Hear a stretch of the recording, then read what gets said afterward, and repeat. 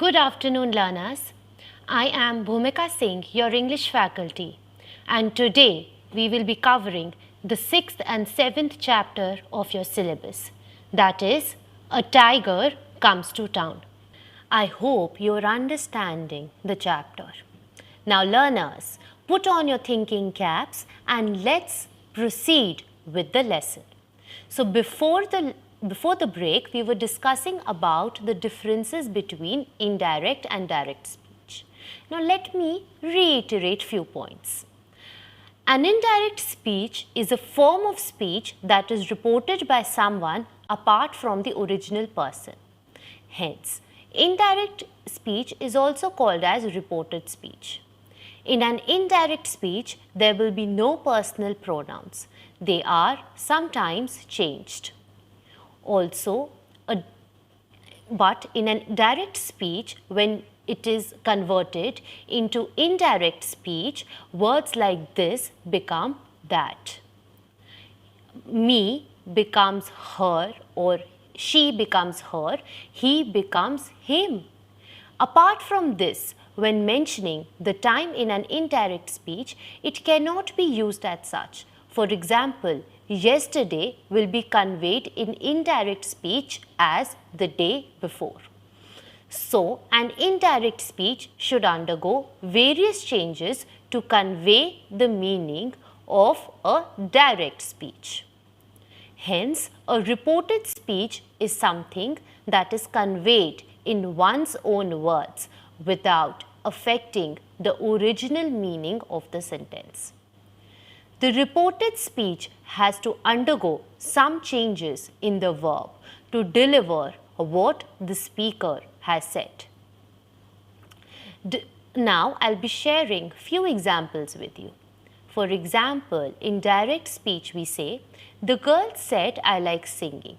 But how can we translate this sentence into indirect speech? The girl said that she liked singing. So remember that for using indirect speech, you must use past tense. Another example of direct speech. Rahul said, I will have to reach home by 8:30. Now, indirect speech. Rahul said that he would have to reach home by 8:30. Another example of direct speech. Alina said, I met James yesterday. Indirect speech. Alina said that she had met James yesterday. Okay, so had met. Okay, so this is what? Perfect past tense. Okay. Now, learners, let's proceed with letters. Okay, what are letters? Letters are form of verbal and written communication which contains information or message sent by one party to another to convey the message. It is sent by one party to another to provide certain important information. Learners, remember that there are two types of letters. One formal letter and another is informal letter.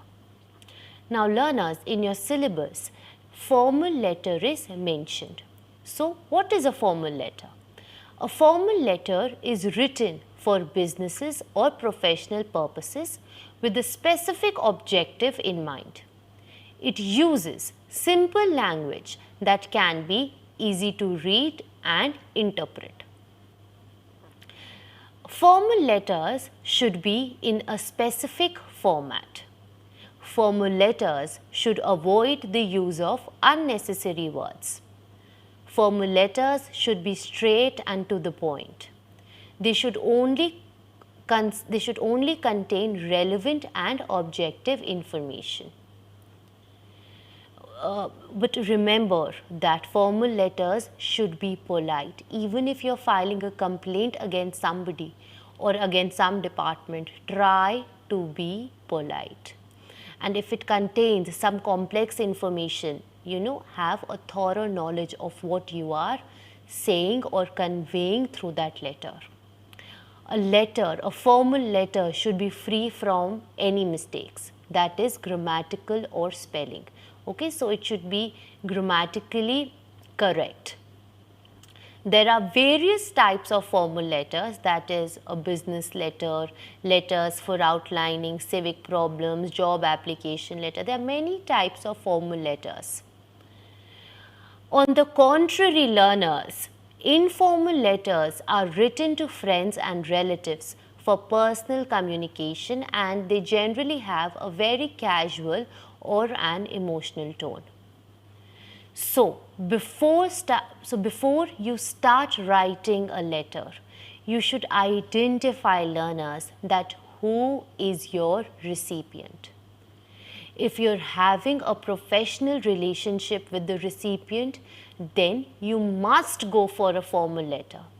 Whereas if the recipient is someone very close to you, or you know the recipient very well, then the informal letter is the right choice for you. So learners, you must know how to distinguish.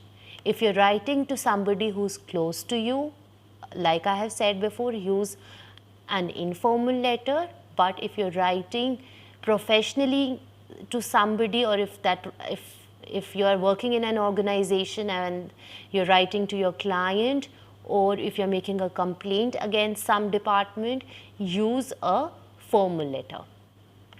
Now, a formal letter is a letter written in a formal language, okay, and it is basically used for an official purpose.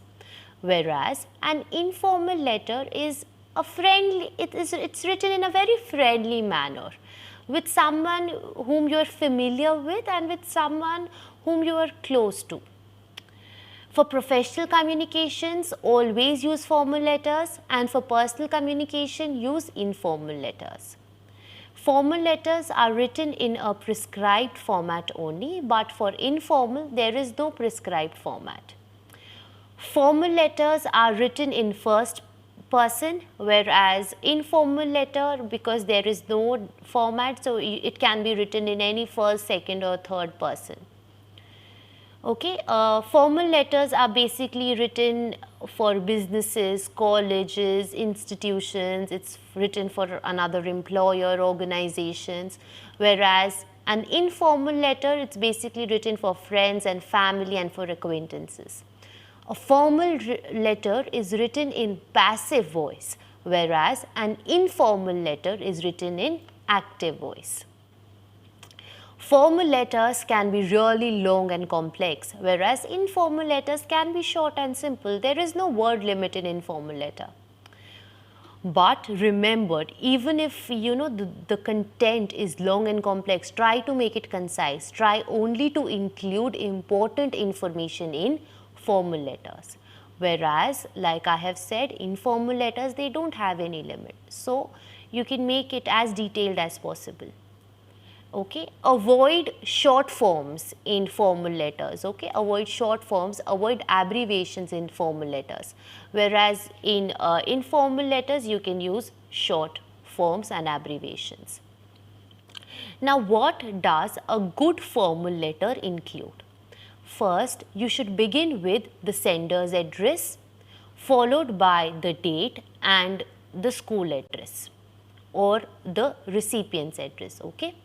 Then proceed with the body and try to divide your matter into 3 paragraphs. That is, first is introduction, then the body, and third is the conclusion. Try to end your letter with a formal closing and signature. Now learners, let's go through the format for writing a formal letter. So, like I have said, you must begin with the sender's address.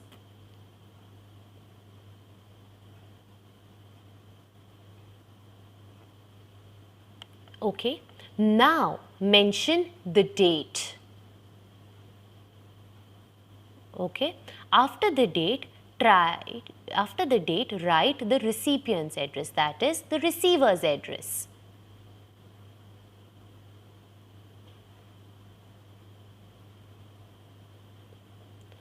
Then write the subject. Is it a complaint letter? Is it an inquiry letter? What is the subject? What is the letter about? Try to write the subject in 1 to 2 lines. Don't elongate. Don't try to put more information in the subject. Okay? After the subject, learners, write salutation. Okay? Respected ma'am, sir. Then comes the body, the main content. Like I have shared with you, try to divide your body, the main matter, into 3 parts. That is the introduction, the main part, that is the body, and the last, the conclusion. Try to divide your information into these 3 parts. Go through the body. Go through the body of the letter, learners.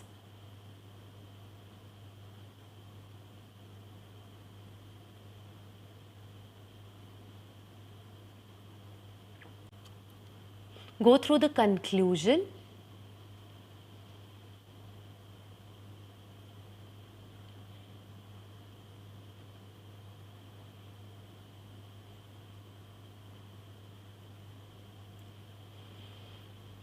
Always write thank you in the end, and close your letter with signature and your details.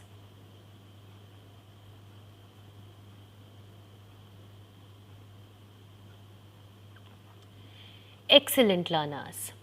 Now I hope you know how to write a formal letter. Okay, now let's proceed with some important questions from the text. So, the first question. At the circus, I did not have any chance to study human beings. They had sat peacefully while I cowered before Captain's whip. I got a totally wrong idea of human beings at an angle. Who does I in the above lines refer to? Learners, I am giving you 1 minute to answer the question. Who is I in the above statement?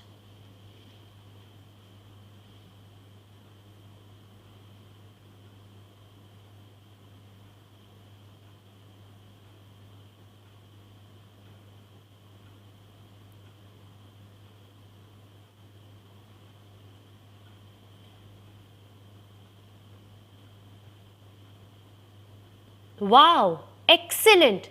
Yes, the answer is B, the tiger. Wow, very good, learners. You're doing so well.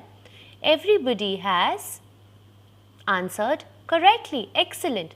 Now, let's move on to the second question.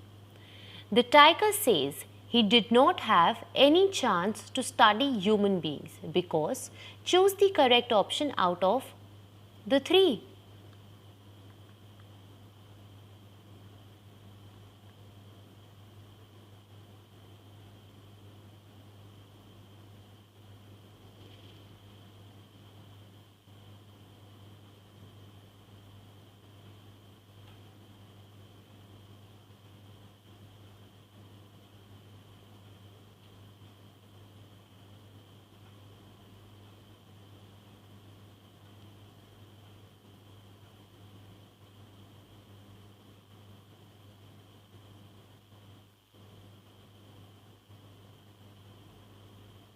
Wow, again, excellent. Yes, the answer is C part.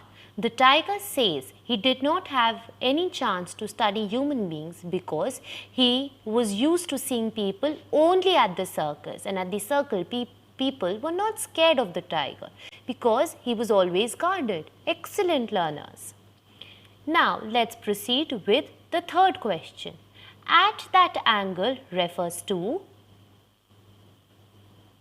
Choose the correct option.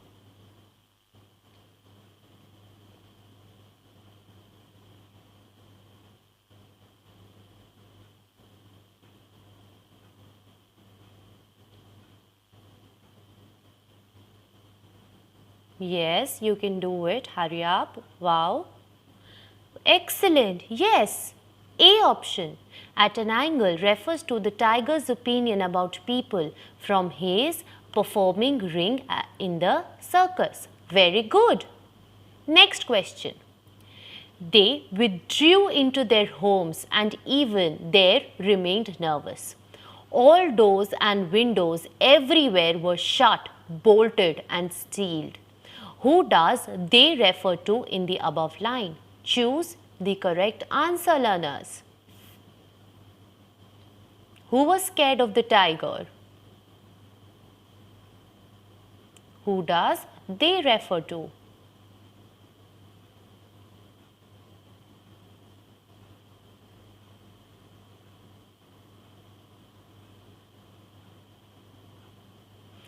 Very good. C option is correct. They refers to the general public in town. Okay, the whole town got chaotic when they heard that a tiger was roaming around freely. They were so scared of the tiger that they bolted and sealed their doors. They remained very nervous. They were very fearful of the tiger. Very good, learners. Next. Why did they withdraw into their homes? Choose the correct answer. They in the previous question, who were they? The general people of the town. Who were they and why? Why did they withdraw into their homes? Why? Try to answer the question, learners. Excellent. Because they were scared of the tiger. The general public of the town was scared of the tiger. Correct. Very good. Next. By saying, some even thought that I was some extraordinary creature who might pass through the walls and lie in wait on the roof in the basement. What do you mean by these lines?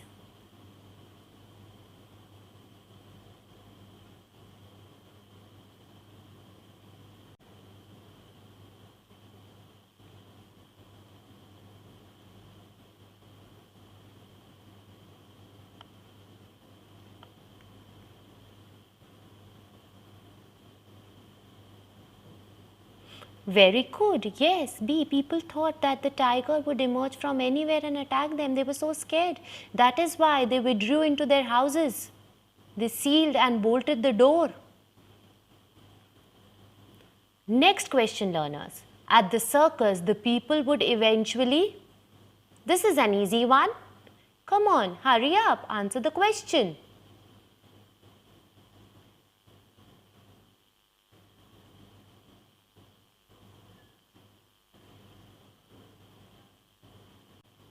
Correct. A is correct. At the circus, the people would usually sit quietly and watch the tiger's antics. Excellent. Now, the next question, learners. The tiger got a chance to go out into the town because... Choose the correct option, learners.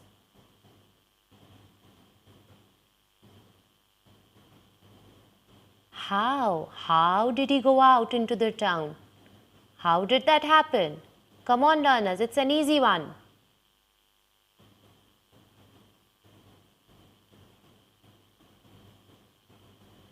Very good. The answer is C. The tiger got a chance to go out into the town because he found an unguarded passage and stepped out unnoticed. One day he just found the cage door open, so he got out and he went to the town. Okay, learners, I hope this session today was helpful and you have understood the themes and the objectives of both the lessons, lessons 6 and 7. Learners, we'll end this session today and we'll continue in the next class. Thank you, learners. Be safe, stay healthy.